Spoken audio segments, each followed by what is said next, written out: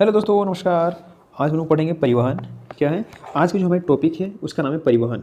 आज हम परिवहन कर ख़त्म करेंगे। दोस्तों, वीडियो को लाइक, सब्सक्राइब और शेयर करें। ठीक है। ये हमारी तीसरी वीडियो है भारत के भूगोल की, और इसे आज पूरा पूरा ख़त्म कर देंगे। देखिएगा, ये जो हमारा पहला टॉपिक इसमें है वह परिवहन है, ट्रांसपोर्टेशन। हम इसको पढ़ेंगे ट्रांसपोर्टेशन के बारे में क्या है। ठीक है। इसमें जितने सवाल बनते हैं वो सभी सवाल सभी सवाल हमने इसको लिया है, और किसी भी सवाल को इसमें नहीं छोड़ा है कि जो पेपर में ना बने। ठीक है। देखिए, ये जितने सवाल बने हुए हैं यह सभी किसी न किसी परीक्षाओं में बने आए हुए सवाल हैं। ठीक है। देखिए, चलिए हम शुरू करते हैं। जो हमारा पहला आज का जो टॉपिक है उसका नाम है परिवहन। ठीक है। इसमें एक पहला आपका जो टॉपिक है सड़क परिवहन। सबसे पहले परिवहन में कई ठो आते हैं ना परिवहन में, तो हम देखते हैं पहले सड़क परिवहन। तो सड़क परिवहन में कौन कौन से सवाल कैसे कैसे बने उस सभी सवालों को देखेंगे बारी बारी। देखिए, हम शुरू करते हैं। पहला सवाल है कि भारत का पहला 14 लेन महामार्ग जिसे कहते हैं एक्सप्रेसवे है कौन सा। तो कौन सा है वो, तो दिल्ली मेरठ, और जो दिल्ली मेरठ एक्सप्रेसवे है यह 14 लेन का है, यानी 14 लेन मार्ग है। ठीक है। महामार्ग से बोलेंगे क्योंकि ये 14 लेन का है। यह भारत का पहला, यह 14 लेन मार्ग बनाया गया है। आगे देखते हैं, सड़कों की लंबाई में भारत में प्रथम पायदान पर कौन है, तो महाराष्ट्र। यानी महाराष्ट्र में सबसे ज़्यादा जो सड़कें पूछेगा तो सड़कों की लंबाई सबसे ज़्यादा महाराष्ट्र में बनी गई है, और सबसे ज़्यादा सड़क भी महाराष्ट्र में बनाई गई है।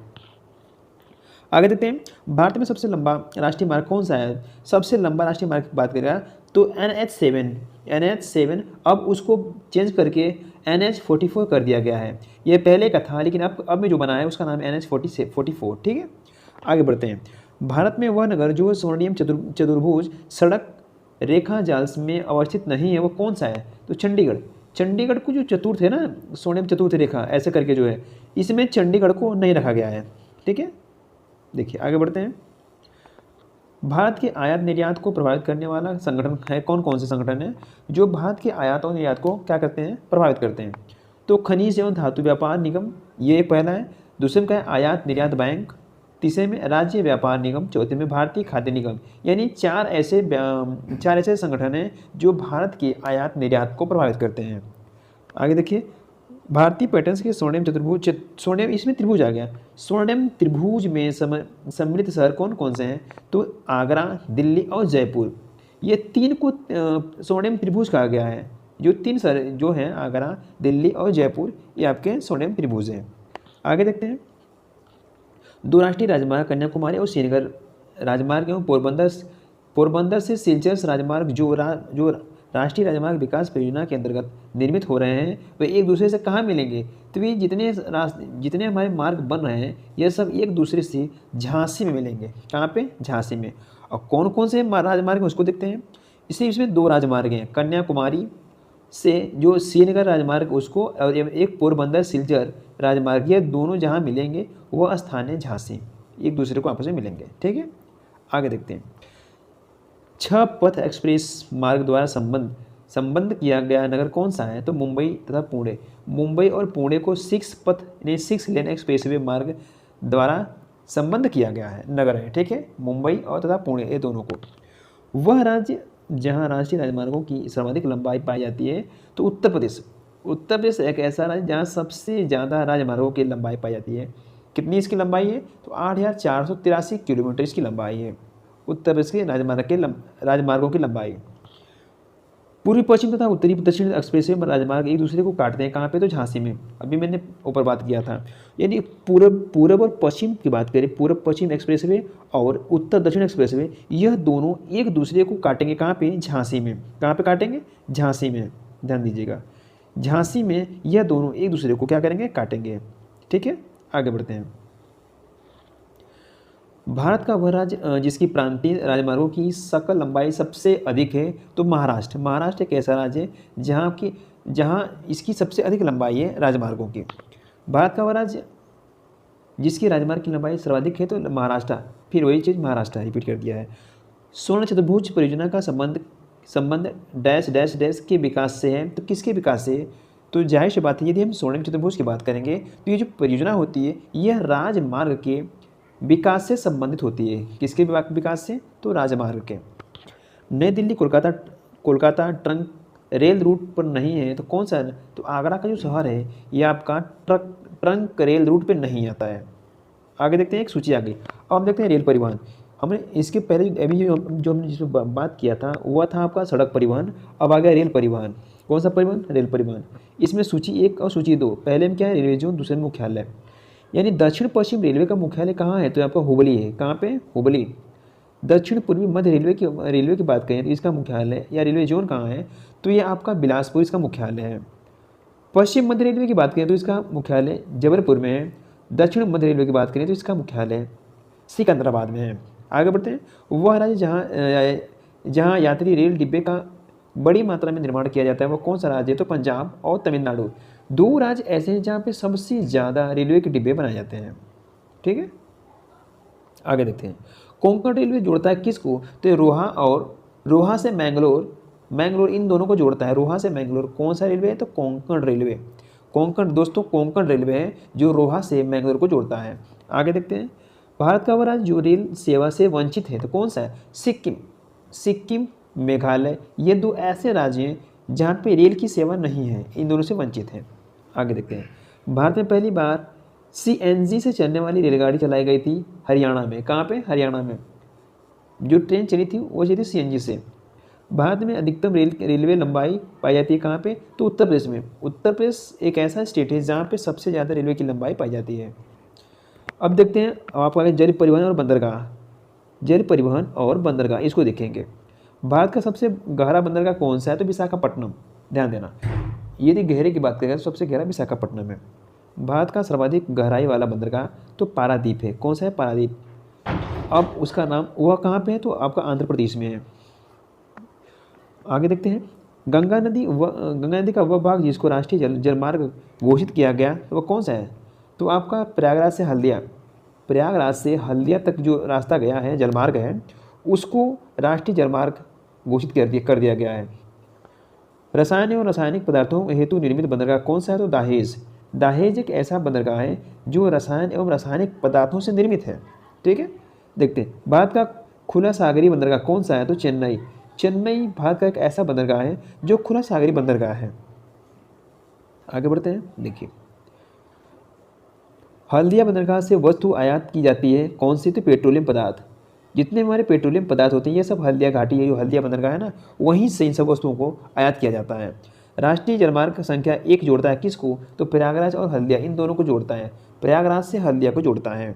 राष्ट्रीय जलमार्ग संख्या 1 भारत का प्राकृतिक बंदरगाह नहीं है तो कौन सा नहीं? चेन्नई प्राकृतिक बंदरगाह नहीं है। वाद्य पत्तन का विशिष्ट उदाहरण कौन सा है? तो हल्दिया। देश का सबसे लंबा अंतर्राष्ट्रीय जलमार्ग कौन सा है? तो प्रयागराज से हल्दिया, ये सबसे बड़ा है और इसकी संख्या पहली है। भारत का सबसे बड़ा बंदरगाह पूछेगा तो कौन? तो मुंबई बंदरगाह सबसे बड़ा बंदरगाह है।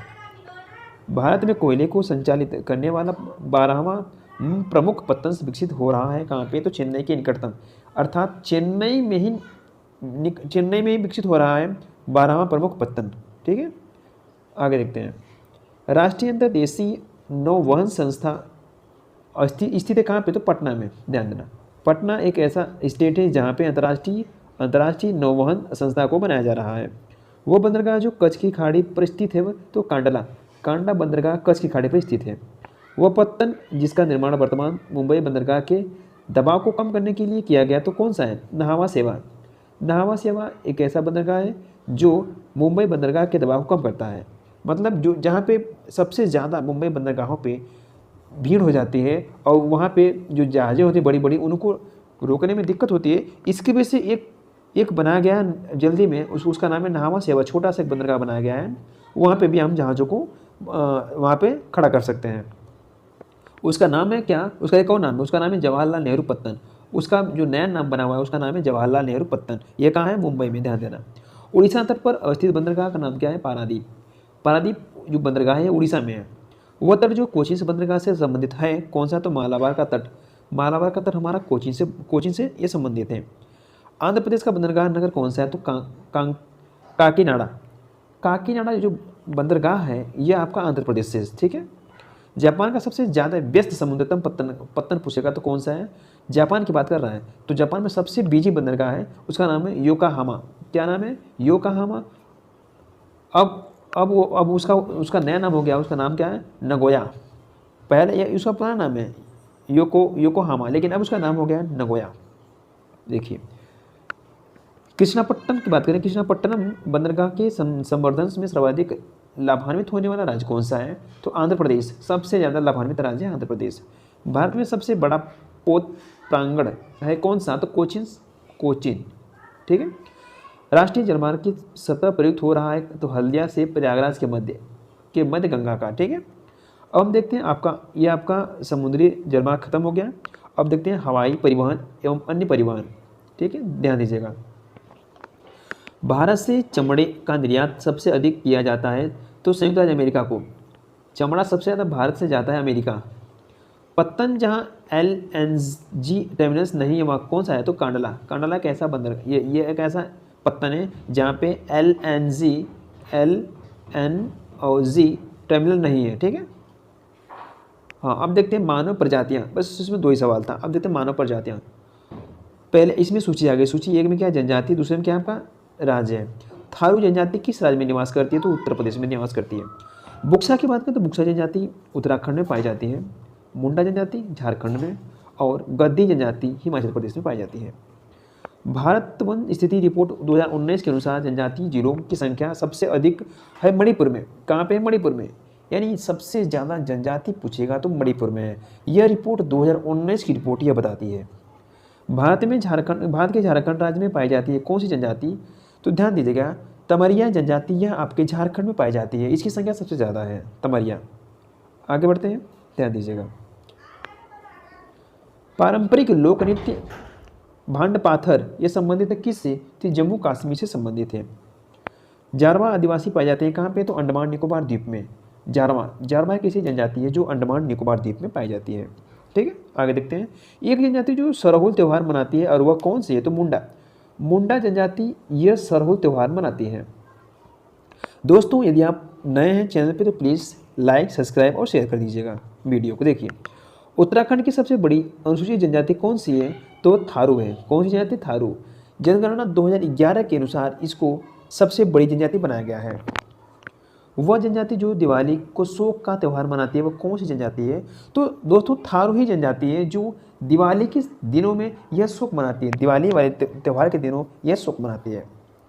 भारत की वो जनजाति जो प्रोटो ऑस्ट्रेलियंस प्रजाति से संबंधित है तो संथाल एक ऐसी जनजाति है जो प्रोटो ऑस्ट्रेलियंस प्रजाति से संबंधित है, मिलती जुलती है। आगे देखते हैं। धौलाधर श्रेणी की प्रमुख जनजाति कौन सी है? तो गद्दी धौलाधर श्रेणी की जनजाति है। चकमा शरणार्थी है क्या? तो बांग्लादेशी। जितने बांग्लादेशी शरणार्थी होते हैं उससे कहते हैं चकमा शरणार्थी। आगे देखते हैं। देखिए अब हम बात करें टोडा एक जनजाति है जो निवास करती है कहाँ पे? तो नीलगिरी की पहाड़ी पर नीलगिरी की पहाड़ी पर जितनी जनजातियाँ निवास करती हैं उसे कहते हैं क्या? टोडा जनजाति। जारवा जनजाति के लोग जो हाल ही में चर्चा में रहे वे निवासी हैं कहाँ के? तो अंडमान और निकोबार के। जारवा कहाँ के? अंडमान और निकोबार के। वे जनजाति जो बहुपति विवाह की प्रथा को मनाता है वो कौन सा है?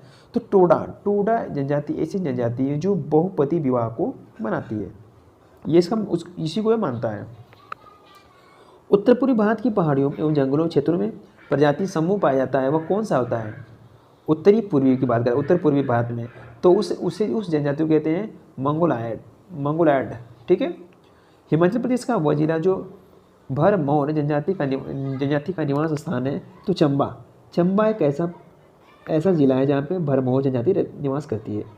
गद्दी जनजाति का मुख्य व्यवसाय क्या होता है? तो चलवासी पशुचारण, अर्थात यह पशुओं को चराते हैं और यह एक जगह नहीं, यह अनेक जगह जाके रहते हैं, फिर पशु चराएंगे जाएंगे। ठीक है, घुमक्कड़ प्रजाति के होते हैं। आगे देखते हैं। अब हम शुरू करेंगे कृषि एवं पशुपालन। ध्यान दीजिएगा, हमारा अगला टॉपिक कृषि एवं पशुपालन। इसके अंतर्गत एक टॉपिक है उसका नाम है चावल को पढ़ेंगे। सवाल नंबर पहला, वह फसल जिसकी रोपाई की जाती है कौन सा फसल है? तो धान की एक ऐसी फसल है जिसको रोपा जाता है। धान में सफ़ेद रोग की रोकथाम के लिए छिड़कवाया किया जाता है किसको? तो फेरस सल्फेट को यदि हम छिड़कवा देंगे तो धान के अंदर खैरा रोग नहीं लगेगा। रेनबो क्रांति संबंधित किससे? तो कृषि एवं संबंधित क्षेत्रों के विकास से संबंधित है। ठीक है। बासमती चावल के दाने पकाने पर लंबे हो जाते हैं क्योंकि उसमें बहुल्य होते किसका? इमाइलोज, इमाइलोज की इसमें बहुलता होती है, इसकी वजह से वो लंबे हो जाते हैं। स्थानांतरित कृषि प्रचलित है कहाँ पे, तो नागालैंड में। नागालैंड के जो निवासी हैं वहाँ पे एक कृषि फेमस कृषि होती है, उसका नाम है क्या, स्थानांतरित कृषि। ठीक है।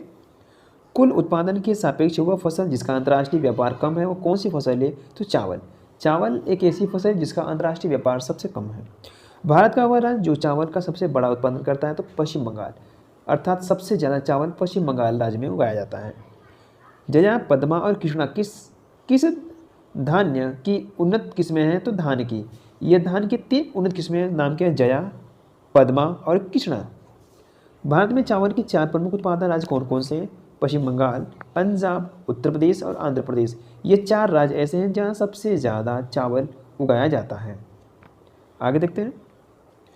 बासमती चावल की रोपाई हेतु उपयुक्त बीज की दर कौन सी होती है, तो उसमें 15 से 20 किलोग्राम हेक्टेयर में इसका हम छिड़काव करेंगे। चावल का दूसरा प्रमुख उत्पादन राज्य कौन सा है, तो उत्तर प्रदेश है। पहले में पश्चिम बंगाल, दूसरे में उत्तर प्रदेश। अब हम बात करें गेहूँ की। ठीक है, गेहूँ देखिए, भारत में सर्वाधिक गेहूँ उत्पादन राज्य कौन सा है, तो उत्तर प्रदेश। सबसे ज़्यादा वो गेहूँ को उत्तर प्रदेश में उगाया जाता है। कल्याण सोना एक किस्म है, ये आपका गेहूँ की एक किस्म है, किसकी, गेहूँ की। रस्ट है क्या, रस्ट एक गेहूँ की फसल का रोग है। ठीक है, गेहूँ में जो रोग लगता है उसे कहते हैं रस्ट रोग। हरित क्रांति के फलस्वरूप गेहूँ का प्रति एकड़ उत्पादन का रिकॉर्ड, अब रिकॉर्ड का अंक कितना था, तो 2000 किलोग्राम, 2000 किलोग्राम। आगे देखते हैं। अब हम बात करते हैं कॉफ़ी की। कहवा, कहवा क्या है। भारत में देश का सबसे अधिक कहवा का उत्पादन राज्य करने वाला राज्य कर्नाटक, अर्थात कर्नाटक एक ऐसा राज्य जहाँ सबसे ज़्यादा कहवे का उत्पादन किया जाता है। भारत में कॉफ़ी का उत्पादन करने वाला राज्य कौन सा है, तो कर्नाटका। कर्नाटक एक ऐसा राज्य जहाँ पे सबसे ज़्यादा कहवा उगाया जाता है। अंग्रेजों द्वारा सर्वप्रथम कहवा बागान लगाए गए थे चिकमंगलूर जनपद में, चिकमंगलूर जनपद में। कहवा की खेती का क्षेत्र सर्वाधिक पाया जाता है कहाँ पे, तो कर्नाटका में। कर्नाटका राज्य में सबसे ज़्यादा कहवा की खेती का पाया जाता है। कॉफ़ी खेती के आधार पर सबसे बड़ा क्षेत्रफल वाला राज्य कौन सा है, तो कर्नाटका। कर्नाटका सबसे ज़्यादा कॉफ़ी का उत्पादन करता है। अब हम पढ़ेंगे गन्ना के बारे में। गन्ना क्या है, सबसे ज़्यादा गन्ने की प्रति हेक्टेयर पैदावार तथा गन्ने में रस की मात्रा अधिक होती है कहाँ पे, तो दक्षिणी राज्यों में। जितने दक्षिण के राज्य हैं वहाँ पे सबसे ज़्यादा गन्ना उगाया जाता है। भारत में प्रथम 3 सर्वाधिक गन्ना उत्पादन राज्य कौन कौन से हैं, उत्तर प्रदेश, महाराष्ट्र और कर्नाटका। यह तीन ऐसे राज्य हैं जहाँ पे सबसे ज़्यादा गन्ने की खेती की जाती है। भारत के प्रथम 3 सर्वाधिक चीनी उत्पादन राज्य कौन कौन से हैं, उत्तर प्रदेश, महाराष्ट्र, कर्नाटका। अब जो हुआ है, अब महाराष्ट्र, यूपी और तमिलनाडु अब जो प्रेजेंट में है, ये 3 राज्य हैं। भारत का राज्य जहाँ गन्ने की खेती के अंतर्गत सबसे अधिक भूमि उत्तर प्रदेश में, सबसे अधिक बोया जाता है उत्तर प्रदेश में गन्ना। आगे बढ़ते हैं। देखिए, भारत सबसे बड़ा उत्पादन राज्य किसका, तो गन्ने का। भारत की निम्न फसलों में से किस फसल के अंतर्गत सब उसके शुद्ध सकल कृषि क्षेत्र की सिंचाई का सर्वाधिक प्रतिशत है, तो गन्ना का। गन्ना का सिंचाई क्षेत्र सबसे ज़्यादा है। अब हम बात करेंगे जूट की। किसकी, जूट की। हाँ, हम बात करते हैं जूट की। तो भारत में जूट का सर्वाधिक क्षेत्र पश्चिम बंगाल राज्य में पाया जाता है। कपास, वह देश जिसका कपास का प्रति हेक्टेयर उत्पादन 2024-20 में सर्वाधिक है, तो ऑस्ट्रेलिया। ऑस्ट्रेलिया एक ऐसा राज्य है, ऐसा देश है जहाँ कपास की खेती सबसे ज़्यादा होती है। कपास की कृषि के लिए अनुकूलित दशाएं हैं गर्म, आर्द्र और दीर्घ ग्रीष्मकालीन। इन्हें 3 तरह के मौसम की आवश्यकता होती है। अब हम देखते हैं सोयाबीन। भारत में आधे से अधिक सोयाबीन का उत्पादन प्राप्त करता है कौन, तो मध्य प्रदेश। मध्य प्रदेश आधे से भी ज़्यादा सोयाबीन उत्पादन करता है। सोयाबीन खेती के अंतर्गत क्षेत्र सर्वाधिक आते हैं मध्य प्रदेश में। सबसे अधिक प्रोटीन पाई जाती है सोयाबीन के दाने में। ठीक है, आगे देखते हैं तिलहन। तिलहन क्या है, तिलहन पीताम्बरी एक प्रजाति है तिलहन की, पीले सरसों की। भारत में तिलहन का सबसे बड़ा उत्पादन राज्य कौन सा, तो राजस्थान। सबसे ज़्यादा तिलहन का उत्पादन राजस्थान करता है। अन्य फसलें कौन कौन सी हैं, वह फसल जो मूल्य नियंत्रण हेतु भारत सरकार के मूल्य स्थिरीकरण कोष के अंतर्गत आती है, तो आलू। भारत का सबसे बड़ा रबर उत्पादन राज्य कौन सा है, तो केरल। वह फसल जो लवण सहिष्णु है वह चुकंदर। ठीक है, चुकंदर। आगे देखते हैं। देखिए, खड़ी फसल की कटाई करने से पहले अगली फसल की बुआई करना क्या कहलाता है, तो उसे कहते हैं रिले खेती। रिले खेती वह खेती होती है जो एक फसल पक चुकी है और दूसरी उस फसल को काटना है, लेकिन काटने से पहले दूसरी फसल उसमें बो दो, तब उसी खेती को कहते हैं रिले खेती। मोटे अनाज वाली फसलें उगाई जाती है कहाँ पे, तो ऊंचाई वाले क्षेत्र में। क्षारीय मृदा के सुधार के लिए प्रयोग किया जाता है क्या, किसका, जिप्सम और पायराइट का। जो जहाँ पे जो मिट्टी क्षारीय हो जाती है वहाँ पे हम जिप्सम और पायराइट का प्रयोग करेंगे। बारहपूसा वन प्रजाति किसकी है, तो गेहूँ की। गेहूँ की एक नई प्रजाति किस्म है, उसका नाम है क्या, बारहपूसा। ठीक है, देखिए वह राज्य जहाँ पे काली मिर्च और इलायची का उत्पादन क्यों होता है, वह केरल। केरल में सबसे ज़्यादा इलायची का उत्पादन होता है। और देखते हैं, देखिए नीली क्रांति संबंधित है किससे, तो मछली उत्पादन से। नीली क्रांति का संबंध किससे, मछली के उत्पादन से है नीली क्रांति का संबंध। झींगा मछली उत्पादन में वृद्धि संबंधित किससे, तो गुलाबी क्रांति से संबंधित है। दुग्ध उत्पादन में वृद्धि संबंधित है किससे, तो श्वेत क्रांति से संबंधित है। भारत में विभिन्न क्षेत्रों में उत्पादित सुल्तान, गुलाबी और काली चंपा जिस फल की किस्म है वह कौन सा फल है, तो अंगूर की फसल है। नाम क्या है, सुल्तान, गुलाबी और एक काली चंपा, ये तीनों की तीनों अंगूर की किस्म है, वैरायटी है। वह फसल जो आरा मक्खी कीट से प्रभावित होती है, तो सरसों। ठीक है, वह फसल जिसमें नील हरित शैवाल का प्रयोग जैव उर्वरक के रूप में सबसे लाभप्रद होगा, वो कौन सी, धान। फसल कौन सी है, धान। देखिए आगे बढ़ते हैं। देखिए आपका अगला सवाल है कि आधारी बीज पैदा किया जाता है आपका प्रजनक बीज से। किससे, प्रजनक बीज से। उकठा बीमारी से प्रभावित होने वाली फसल कौन सी है, तो अरहर कैसी, यह इसके अंदर एक लगता है क्या बीमारी, उसका नाम है उकठा यानी रोग। वो उकठा रोग लगता है, यह उसी में उखड़ जाती है, सूख जाती है। केसर की सबसे अधिक मात्रा उत्पन्न होती है कहाँ पे, तो कश्मीर में। इकलौता राज्य जम्मू कश्मीर केसर का। वह जिला जहाँ पर मार मृदा पाई जाती है, तो झांसी में यह आपकी मार मृदा पाई जाती है। वह कण जिसका व्यास 0.0002 मिलीमीटर से कम है, वो कौन सी है, तो मृत्तिका है, मृत्तिका की मृदा। पोर्ट ब्लेयर के समीप की प्रसिद्ध ब्लेयर प्रवाह मिट्टी हो रही है कैसी, तो भूमंडलीय उष्मन के कारण वो क्या हो रही है, वो मृत हो रही है। ठीक है, आगे देखते हैं। वे फसलें जो जायद में मुख्यतः सिंचित क्षेत्रों में उगाई जाती है, वो कौन सी फसलें हैं, तो मूंग और उड़द ये दो ऐसी फसलें हैं जो जायद के समय में उगाई जाती हैं। भारत में काली मिर्च का सर्वाधिक उत्पादन राज्य कौन सा है, तो केरल। सबसे ज़्यादा भारत में काली मिर्च, इलायची, लौंग ये सब ज़्यादा उत्पादन करता है केरल राज्य। देखिए आगे बढ़ते हैं। इलायची का एक महत्वपूर्ण उत्पादन इडुक्की स्थित है कहाँ पे, तो केरल में।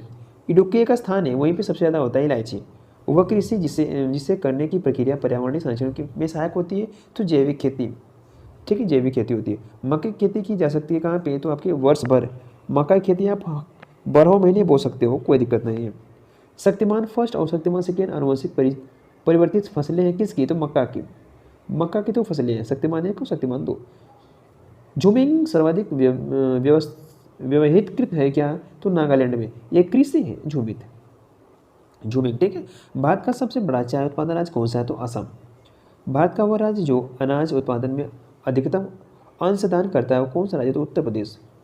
भारत में ठेकेदारी कृषि को लागू करने की अग्रणी राज्य कौन सा है, तो पंजाब एक ऐसा है जहाँ पर सबसे पहले कृषि को लागू किया गया था। स्टॉक फार्मिंग क्या है, स्टॉक फार्मिंग पशुओं का प्रजनन एवं पशुपालन से संबंधित होती है स्टॉक फार्मिंग। ठीक है, आगे देखते हैं। भारत का राज्य जो हरितगृह कृषि प्रभावित करती है, तो पंजाब। इलायची का एक महत्वपूर्ण उत्पादन इडुक्की अवस्थित कहाँ में, तो केरल में। विश्व में नारियल का सबसे बड़ा उत्पादन देश कौन सा है, तो इंडोनेशिया। सबसे ज़्यादा पूछिए नारियल की बात करें तो इंडोनेशिया उत्पादन करता है। मूंगा रेशम की एक ऐसी किस्म है जो पूरे विश्व में केवल भारत में ही होती है। वह किस राज्य में होती है, भारत के, तो होती है असम राज्य में होती है।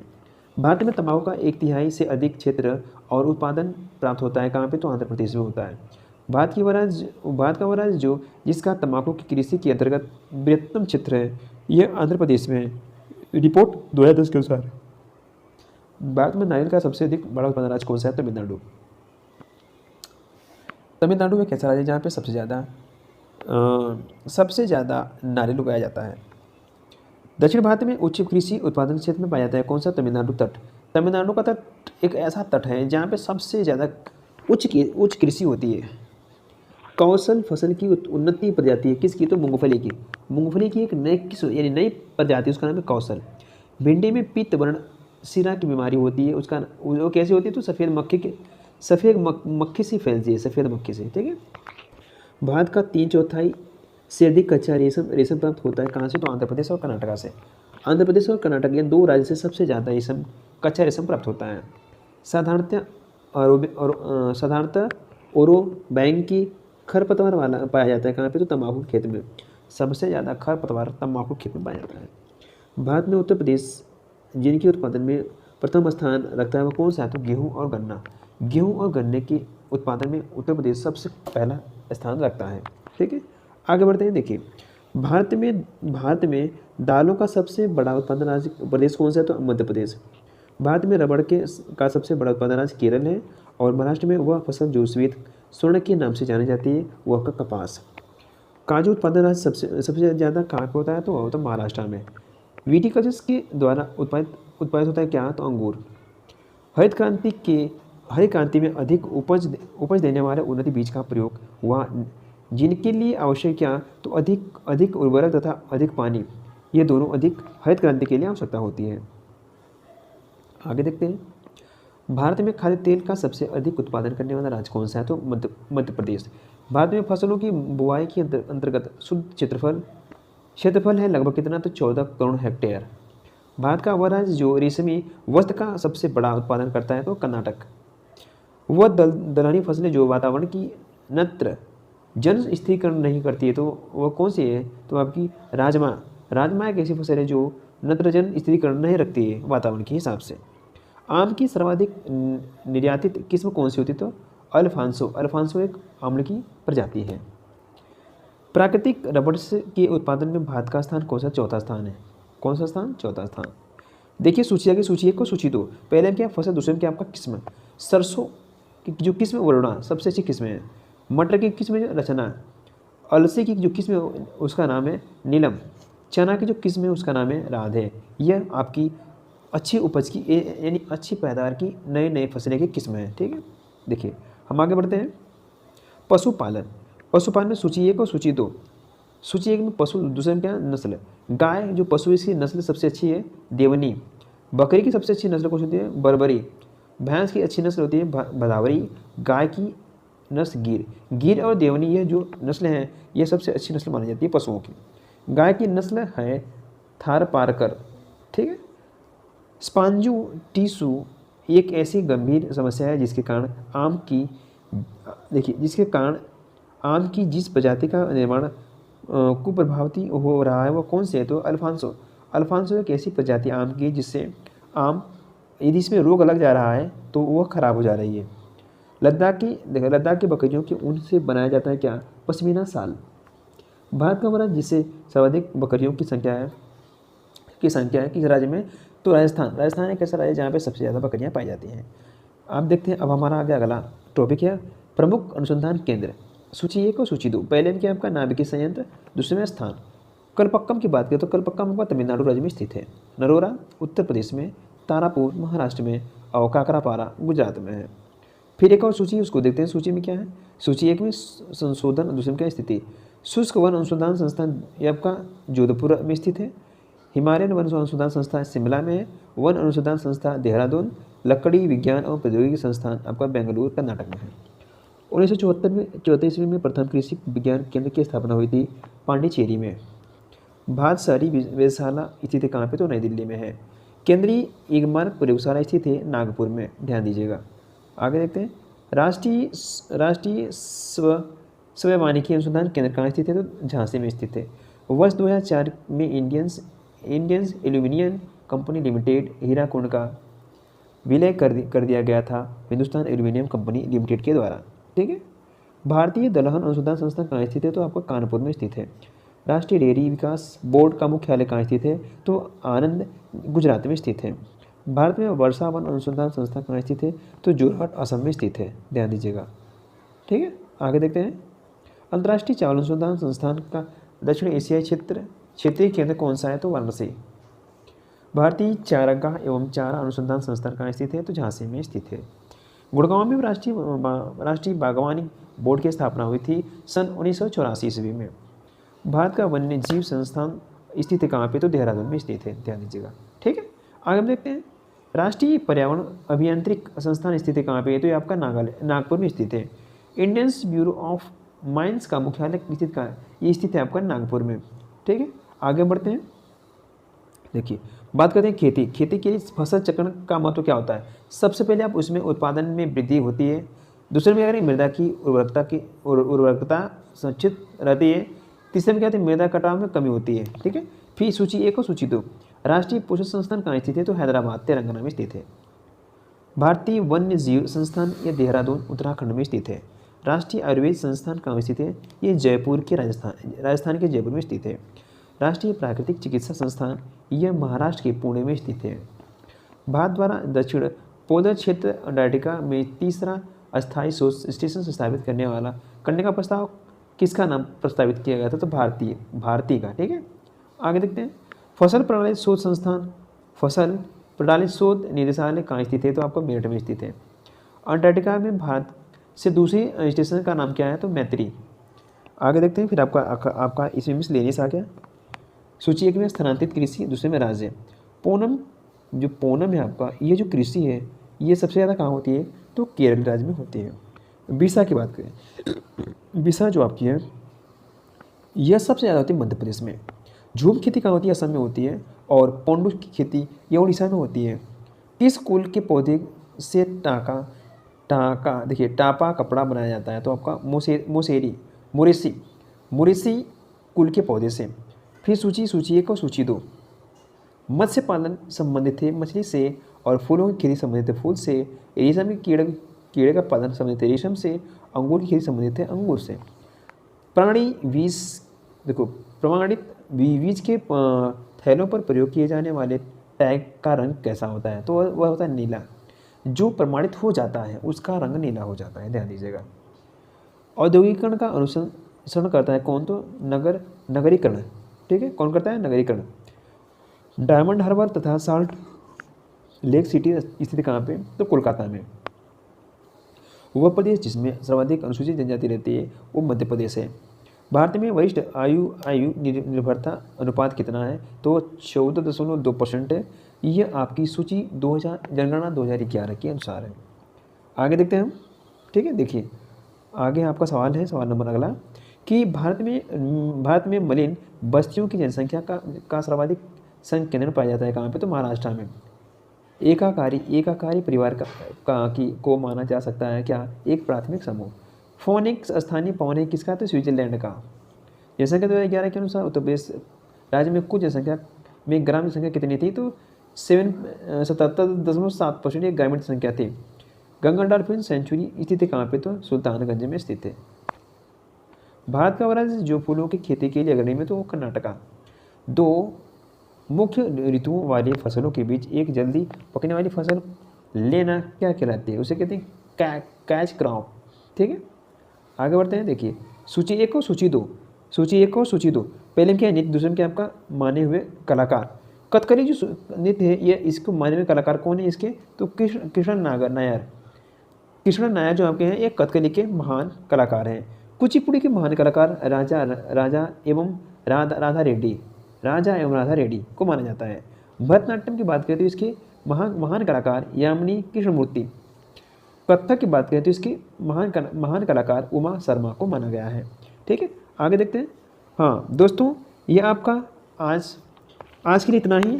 ये आपका भारत का भूगोल पूरा खत्म हो गया। अब हम अगले टॉपिक शुरू करेंगे जिसका नाम है विश्व का भूगोल। ठीक है, तो यदि आप इस चैनल पर नए हैं तो प्लीज़ लाइक करें, सब्सक्राइब करें और शेयर करें। हाँ, अब हम आपसे मिलेंगे अगली वीडियो में।